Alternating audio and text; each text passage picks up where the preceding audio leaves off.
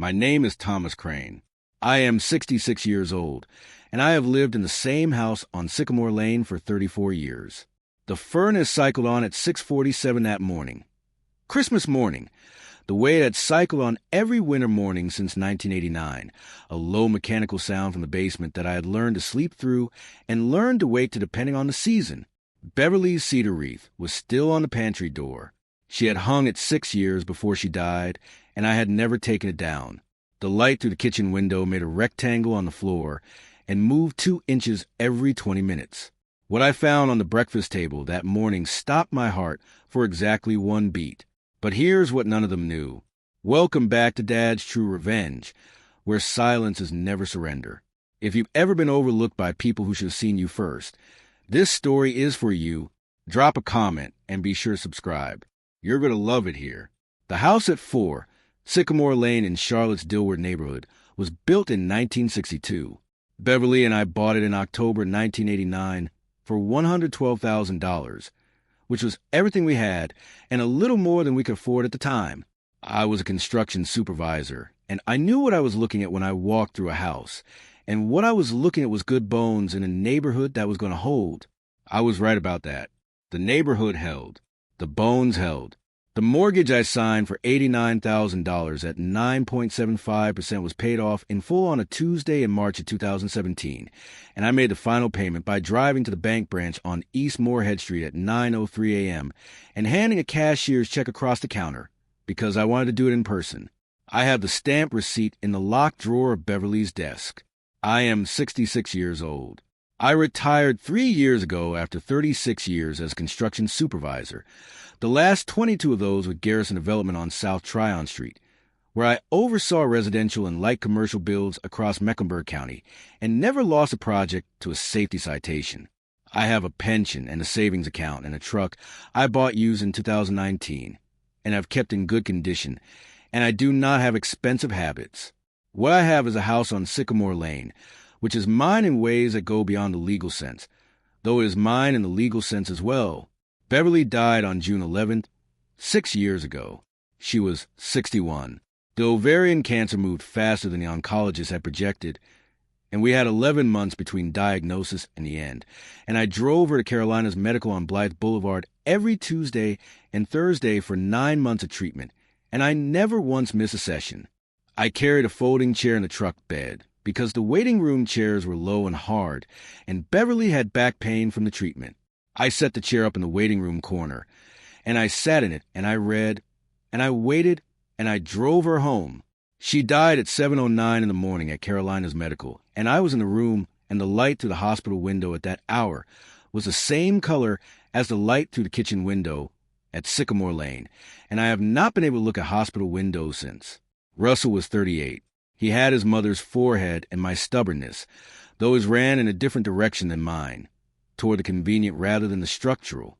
He had moved to Charlotte in 2014 and lived with his wife Pamela in a condo in Ballantyne. They had bought in 2020 on a second mortgage they had not told me about until late 2022. I found out when Russell mentioned, the way he mentioned things he was uncomfortable saying directly, that the payment had gotten difficult and that they were looking at options. I did not ask what options. I had some understanding of what options meant. Russell had called me in 2003 when his college loan balance came due at a rate he had not anticipated. I covered the balance. It came to $43,600, paid in 4 installments from savings. He paid me back $8,000 of it over the following 3 years and then stopped, and we never discussed the remainder, and I did not raise it. In 2018, when Russell and Pamela wanted to move to the Ballantyne condo before their existing lease expired, I gave them the first month deposit and security, $6,200 cash, drawn at the bank branch on East Moorhead Street at 9:03 a.m. on a Friday in March. Russell thanked me at the time. He did not mention it in the years that followed. What Russell did not know was that I had been maintaining a document. I had begun it the spring after Beverly died, when I started thinking about the house in practical terms. What it meant, what would happen to it, who it would go to, and whether the going to was something I wanted to leave to chance and the default rules of intestate succession. The document was not dramatic.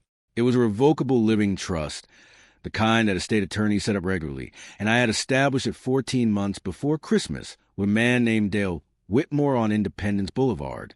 The house at 4 Sycamore Lane had been transferred into that trust on October 14th. The deed was recorded at the Mecklenburg County Recorder's Office at 2:17 p.m. that same afternoon by a clerk named Carol Spence, who handed Dale the stamped copy across the counter the following morning. Dale had mailed me the certified copy, and I had put in the locked drawer of Beverly's desk, in a standard white envelope, where it had been sitting for 14 months.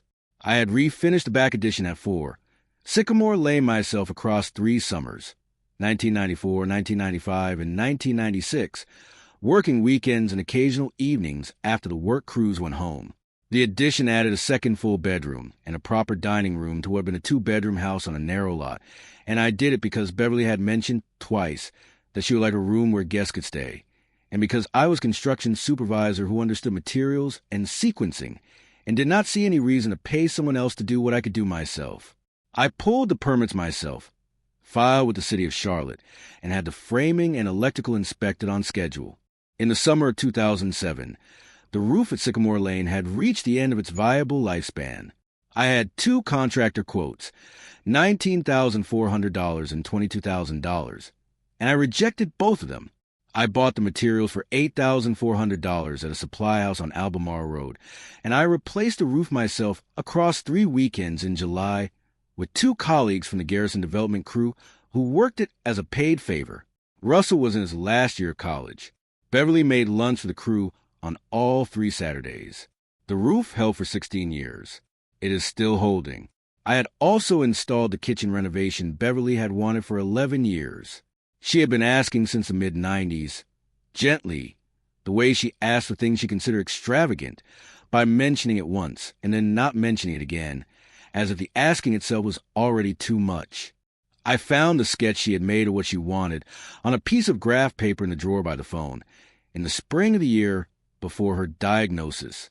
I started the renovation the following Saturday. I finished it over 8 weekends. I told her I had been meaning to get to it for a while. She looked at me for a moment, and then she said, "I know you have." We never talked about it directly after that. Beverly's wreath was still on the pantry door when Russell and Pamela arrived at 7:14 a.m. on Christmas morning. They came early, which they always did, and Russell set the coffee going while Pamela arranged the things they brought on the counter: pastries from a bakery in Ballantine, a small poinsettia, a bottle of wine for later. I watched from the kitchen doorway. The rectangle of light on the floor had moved its second 2 inches since the furnace cycled on. We ate at the breakfast table. Russell talked about the year, about work, about the condo and renovation they were considering for the kitchen there. Pamela was quieter than usual. I noticed that she was looking at the room in a particular way, the way you look at a room when you are measuring it. I kept my hands around my coffee cup. I said nothing. It was 9:03 a.m. when Russell reached into the bag he had brought and put a document on the table and slid it across to me. He said, "Dad, we've been talking about this for a while. We think it makes sense." I read the first page. It was a formal eviction notice prepared by a property management company on Carmel Road, giving me 60 days to vacate the premises at 4 Sycamore Lane, Charlotte, North Carolina. My stomach dropped in the way a stomach drops when the floor has moved and you did not know it was going to move. I read the page again. My hands went flat on the table.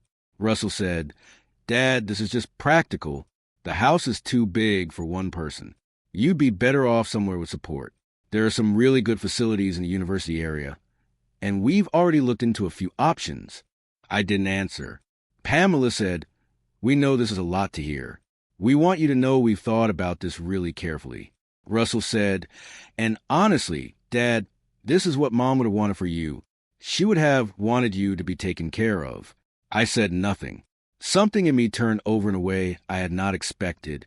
Not anger, which would have been simpler, but something more structural, a quiet recognition that the conversation I was sitting inside was not the conversation I had believed I was in. Russell had prepared a document. He had used a property management company. He had researched facilities. He had done this on a schedule I had not been part of, on a timeline that did not include me except as an item to be managed. I kept my voice steady. I said, "I'll read this over." He said, "We thought 60 days was generous. There's no rush." I nodded. I folded the eviction notice once, the way the thumbnail of that morning looked, and I put it in my jacket pocket. I picked up my coffee cup.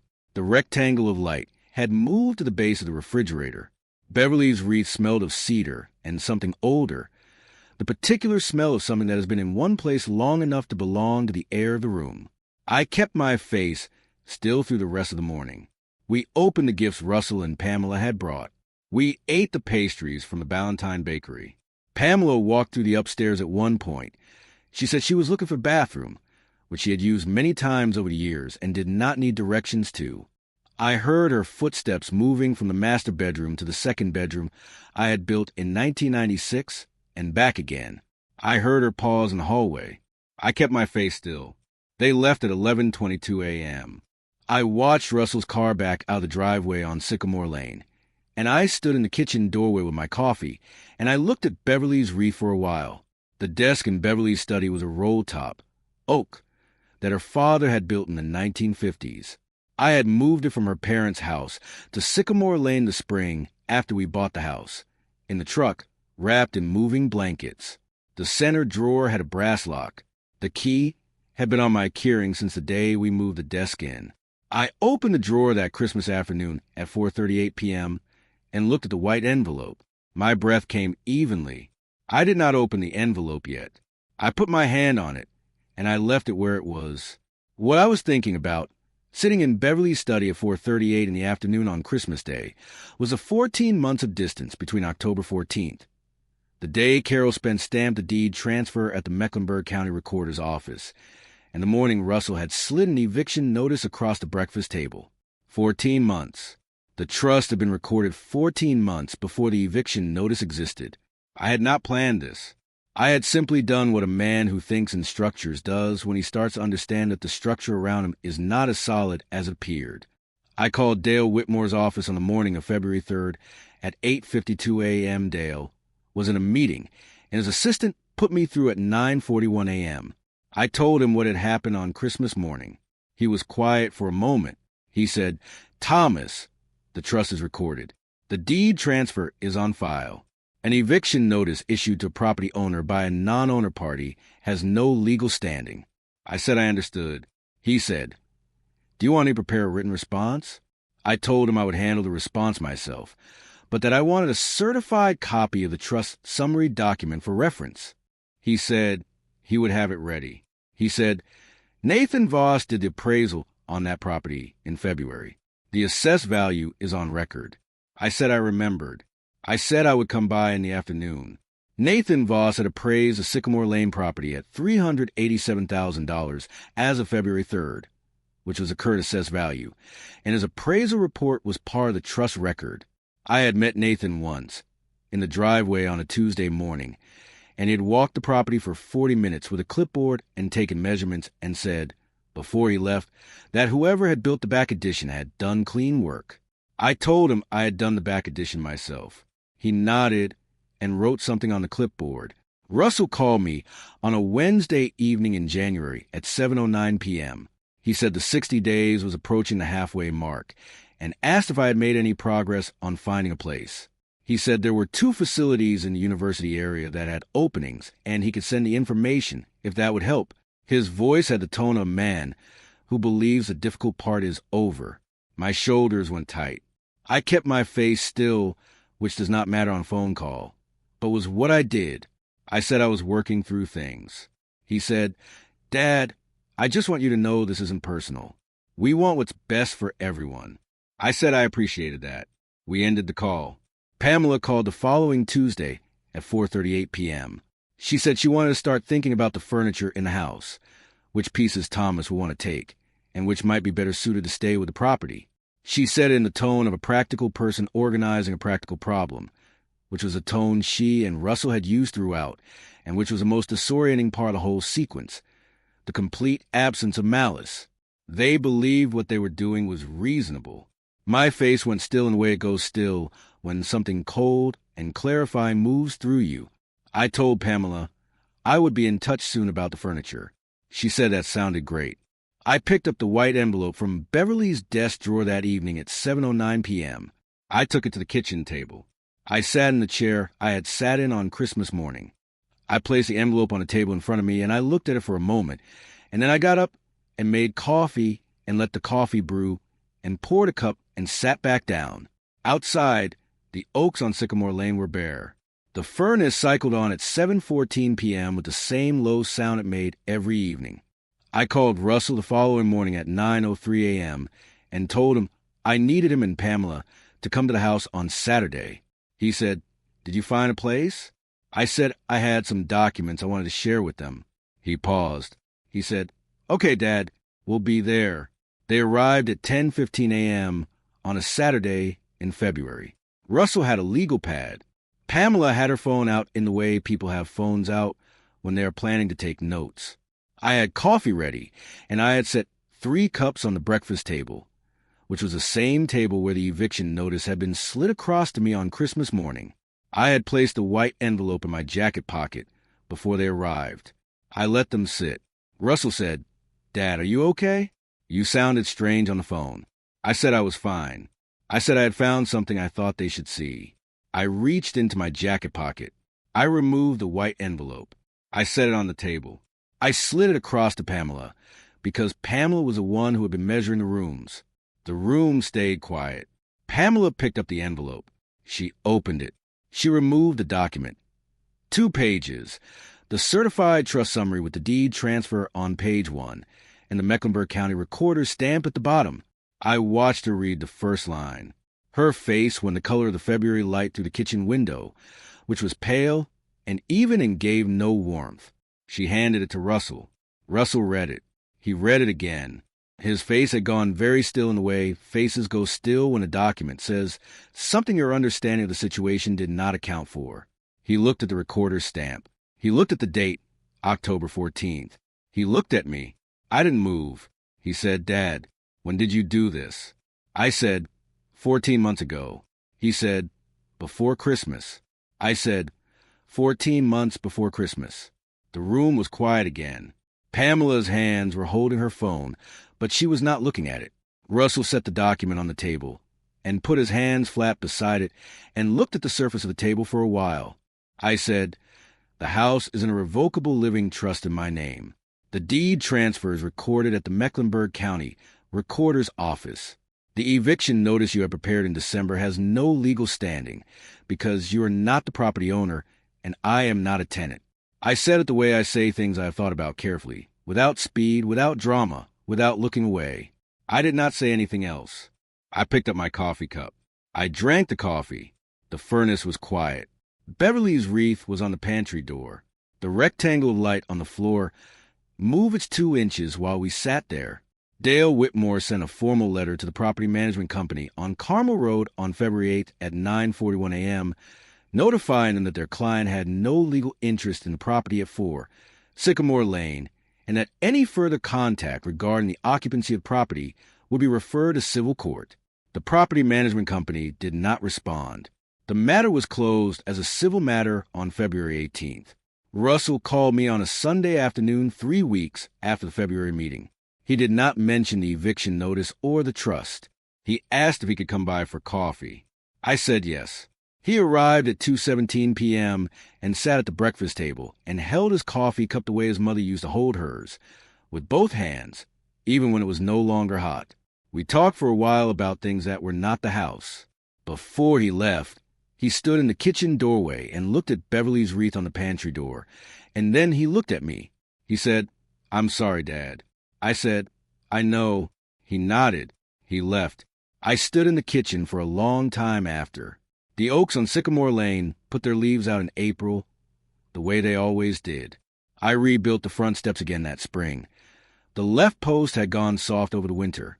I replaced the post and reset the treads on a Saturday morning at 8:52 a.m. and finished by noon. I swept the porch. I sat in a chair on the porch where Beverly used to read in the evenings, and I listened to the street, and I let the afternoon go by. Thomas Crane, 66 years old, and still in the house on Sycamore Lane. A home is in the walls. It's the record of every morning you chose to stay. 34 years of mortgage payments. one envelope on a Christmas table, and a house that was never theirs to take. Here's what I want to ask you before you go. If someone handed you an eviction notice of the home you built, what would you have done with the 60 days? Would you have left quietly, or would you have reached into your jacket pocket? Leave your answer in the comments. And if you've ever held something steady when everything said let go, this story was for you. If you like this story, join our community by hitting that like button and subscribing for more real, raw, and family-centered stories. And as always, thank you for being a part of this sphere.